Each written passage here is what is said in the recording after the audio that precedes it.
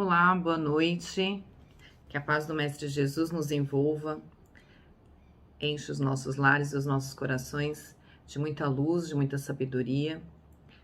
Muito bom estar aqui de novo, falando um pouquinho do Evangelho, retomando aí as palestras. Ainda estamos, nas palestras online, mas em breve a gente vai estar aí se encontrando pessoalmente. Algumas atividades do Lar Espírita Luz e Amor estão voltando aos poucos. Eu tive a felicidade dessa semana estar aí na casa pessoalmente, que foi muito emocionante. E não deixa de ser importante esse nosso encontro aqui também, onde eu adentro a casa de cada um de vocês, seja de manhã, de tarde ou de noite, enfim, a hora que dá um tempinho para vocês assistirem e estar acompanhando as palestras.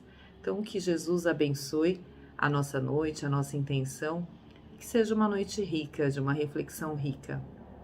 A proposta do Evangelho de hoje é o livro Pão Nosso, é o capítulo 11, O Bem é Incansável. Isso foi tirado de uma epístola de Paulo, e um trechinho que fala assim: E vós, irmãos, não vos canseis de fazer o bem. Vamos conversar um pouquinho sobre isso, né? Não nos cansar de fazer o bem. Para a gente falar um pouco sobre esse assunto, queria começar de uma maneira muito leve, na medida do possível, fazendo com que a gente pense sobre como é comum a gente encontrar pessoas que se declaram cansadas de praticar o bem. Já ouviu esse comentário alguma vez? As pessoas falando assim: olha, eu tô cansado de fazer o bem, de fazer esse papel que eu faço, das coisas não darem certo. A gente tá sempre fazendo o bem, parece que não prospera. Tem pessoas que não estão nem aí, tem muito mais do que eu. Tô cansada disso, tô cansada de ser boba, então eu vou parar com isso. Eu agora cansei dessa história de cair tentando fazer caridade, acho que isso não leva a nada, acho que tem muita gente que participa disso e não precisa, enfim. Entra numa zona de julgamento absurda, em uma reclamação também absurda, e só demonstra uma coisa, que nós, quando nos colocamos ou participamos de um comentário desse tipo, que nós ainda estamos com todo o nosso orgulho, nossa vaidade gritando dentro de nós, com toda a nossa parte ainda de interesse gritando dentro de nós. O que eu quero dizer com isso, e o que o texto vem nos trazendo, assim, para que a gente observe, as mazelas que há em nós e que a gente ainda não trabalhou, nesse sentido, de que quando a gente fala que se cansou de fazer o bem, se cansou de ser bonzinho, porque a vida não está respondendo dentro das expectativas que a gente cria em ser bonzinho, a gente está brincando de troca com o universo e ainda estamos no egoísmo. Como assim, Sandra, brigando de troca? Eu sou boazinha, eu faço bem e olha o que eu tenho. Pessoas que voltam assim e falam assim: eu faço de tudo pela minha família, mas quando eu preciso eu não posso contar com ninguém, eu conto mais com estranhos do que com as pessoas que eu ajudo. Eu ajudo, mas quando chega na hora que eu preciso, eu não tenho ninguém para me ajudar. Já ouviu esses termos, esses tipos de lamentações? Pois bem, estão sempre calçados, baseados, vamos dizer assim, numa troca. Eu dou alguma coisa e tenho algo em troca. Eu sou uma pessoa que sirvo no centro espírita, na casa espírita, mas eu faço isso para que eu não tenha problemas. E quando eu tenho problemas que eu preciso enfrentar nos relacionamentos familiares, nos relacionamentos afetivos, no meu relacionamento no trabalho com as pessoas, no meu campo de amizade, eu tenho dificuldades, ou eu passo por algumas dificuldades, eu fico questionando se não está sendo injusto isso, uma vez que eu sou uma pessoa tão boa e tão caridosa. Então, quando a gente faz uma coisa desprendido porque a gente quer fazer, porque trabalhar no bem faz bem, esse sentimento não nos visita. Então, é por isso que o Paulo vem aqui nos recomendar que a gente não canse de fazer o bem. Mesmo que a gente não tenha o retorno das pessoas ou das situações de acordo com aquilo que seria devolver o bem com bem. Pagar o bem com bem. Até Jesus nos convida, pagar o mal com bem. fazer o bem independente de qualquer situação. Então, essa é a nossa reflexão. Como é que está a nossa disponibilidade de nos alimentarmos em fazer o bem? Porque isso é o caminho certo. Qual a nossa disponibilidade de seguir o que é o amor, o que é o perdão, o que é relevar, o que é o bem conviver, em construir todos os dias dentro do nosso micro-universo? Porque a gente não pode mudar o mundo, mas a gente pode mudar a si mesmo. E mudando a nós, o nosso redor, aos poucos, também vai mudando. E sem essa cobrança de troca, às vezes a gente se comporta como se a gente estivesse na escola, né? Eu vou estudar se eu ganhar o presente do final do ano, se eu ganhar a minha bicicleta do final do ano. Então, se eu não ganhei aquilo que eu pedi, eu já nem estudo no ano que vem. A gente está fazendo isso e parece que a gente não está aproveitando a lição. A gente está tirando notas, mas não está aproveitando a lição. Quando a gente se propõe em trabalhar no bem e fazer o bem, a gente se propõe a fazer isso a todo instante, a todo momento servindo e a todo momento aprendendo. A gente permite as trocas verdadeiras. O que a gente chama de trocas verdadeiras? É quando eu me coloco à predisposição de servir, perceber que eu não sei de tudo e aprender na caminhada e permitir que isso vá modificando e tirando aos poucos de dentro de nós aquele sentimento de que isso não é muito justo, isso não é muito certo. Muitos de nós, às vezes, nós paramos no caminho, né? E ficamos um tempo descansando, porque a gente está muito cansado de todo o trabalho que a gente faz. O descanso, ele é necessário. Mas a retomada da tarefa que é nossa, nos encher de energia e retomar ao trabalho, retornar a fazer o que é necessário fazer, é um convite, uma decisão diária de fazer o bem. De entender que não adianta ter vingança, não adianta ter lamúrias ou reclamações, não adianta a gente querer olhar somente as situações materiais como se fosse um benefício. Acho interessante quando perguntam para o Cristo para segui-lo, né? Que ele fala, olha, você deixe bem das suas coisas, seus bens materiais, distribua, pegue a sua cruz e me segue. Em nenhum momento ele disse, larga a tua cruz e me segue. E o que é essa cruz que cada um de nós carregamos? É o nosso fardo, é o objeto daquilo que a gente plantou durante encarnações passadas ou nessa, que é o processo do que a gente precisa passar, as dificuldades que nós temos. Então, o fato de escolher seguir Jesus não significa que seria um caminho onde cada um, dentro do seu grau de evolução, não teria certas dificuldades, não teria certos problemas para resolver, não teria certos ajustes a fazer, fruto de uma lei universal, ação e reação. Toda atitude que a gente tomou injusta, ela tem uma reação.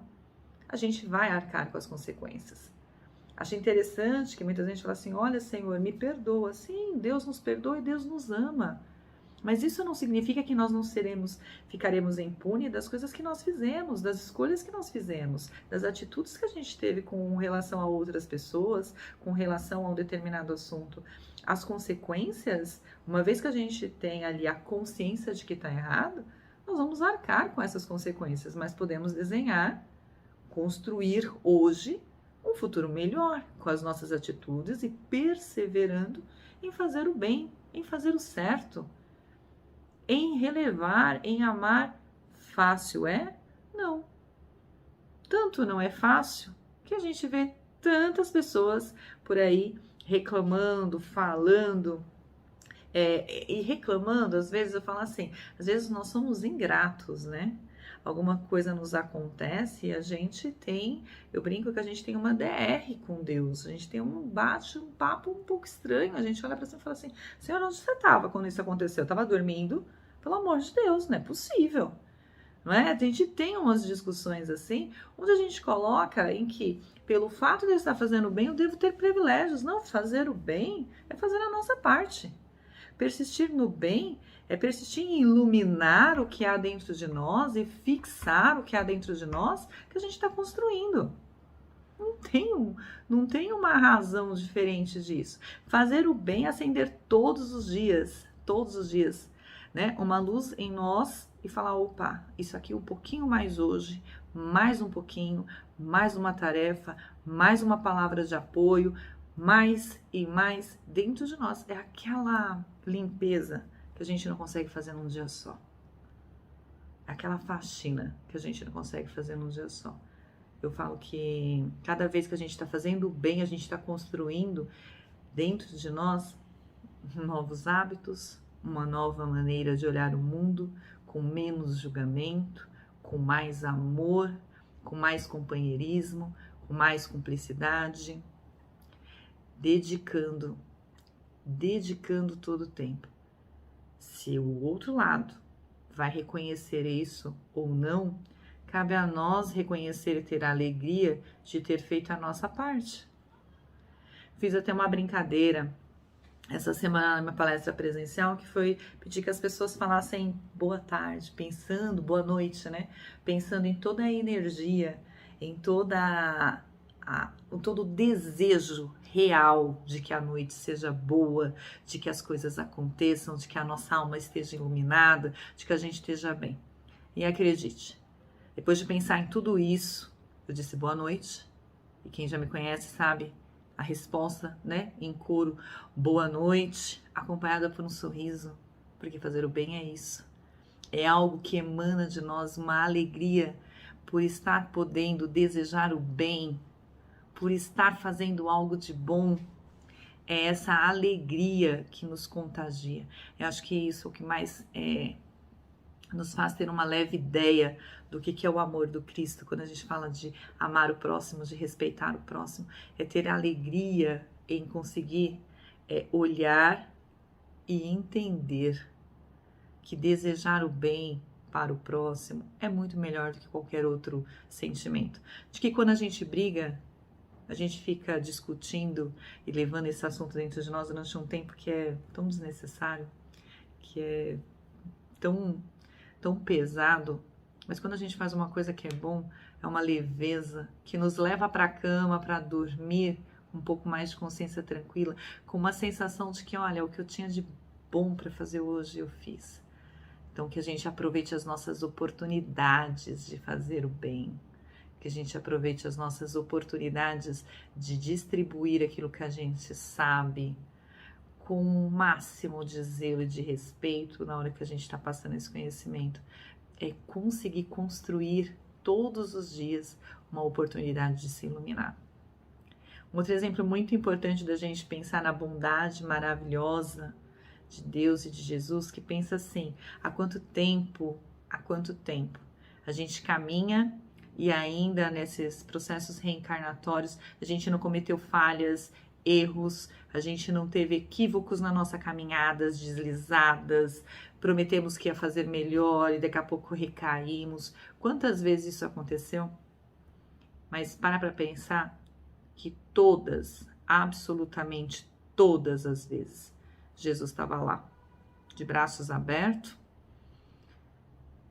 nos tolerando a nossa ingratidão, os nossos questionamentos de crianças mimadas para com Ele, tolerando os nossos deslizes, mas acima de tudo, perdoando, nos ensinando através das consequências dos nossos atos e permitindo de braços abertos que a gente recomeçasse, nos amando de verdade e depositando em nós a tarefa de fazer o bem e corrigir a nossa caminhada, a tarefa de fazer o bem todos os dias e ser um trabalhador do Mestre Jesus.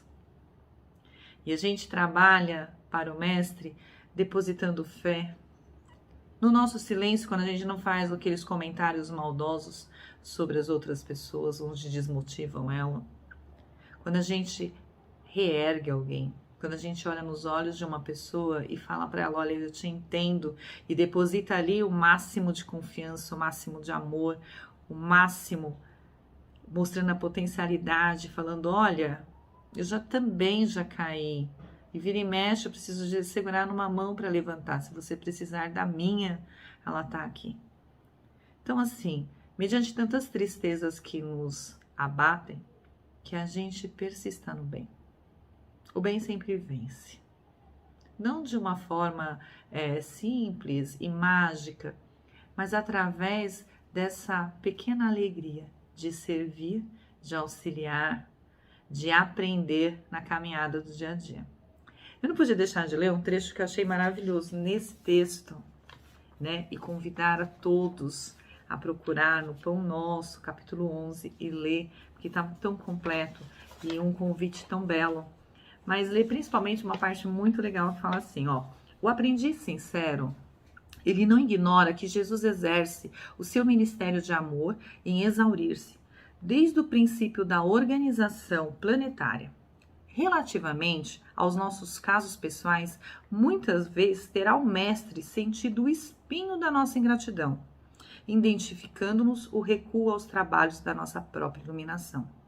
Todavia, nem mesmo verificando-nos os desvios voluntários e criminosos, jamais se esgotou a paciência do Cristo que nos corrige, amando e tolera, edificando, abrindo-nos misericordiosos braços para a atividade renovadora. Olha quanta verdade, né? Todas as vezes que a gente se sente ferido, a gente recua, como diz aqui, né? A gente termina recuando aos trabalhos para a nossa própria iluminação. Então, quando a gente faz o bem, quando a gente está aqui na construção de fazer o bem, de ser um servidor, a gente não pode esquecer que isso é para a nossa própria iluminação.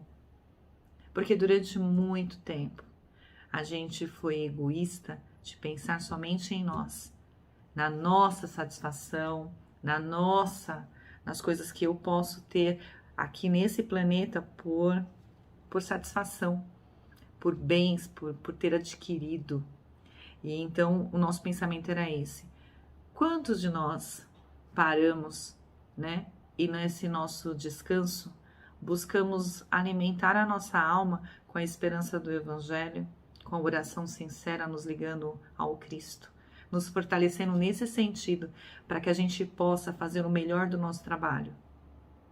Então eu sou infinitamente grata, porque a cada convite de uma palestra, a gente tem a oportunidade de refletir um pouquinho sobre os ensinamentos, mas principalmente como a gente está praticando, porque nós estamos ali, ó, todos juntos no aprendizado.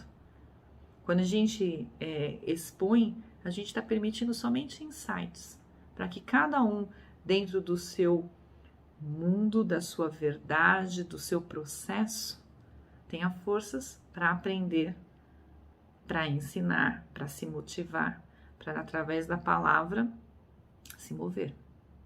Então, uma gratidão enorme quando a gente é convidado para uma palestra, porque a gente é convidado a estudar, repensar, e cada vez que a gente lê sobre um mesmo assunto, a gente tem focos diferentes para ser abordados, tem uma maneira diferente de interpretar e de aceitar.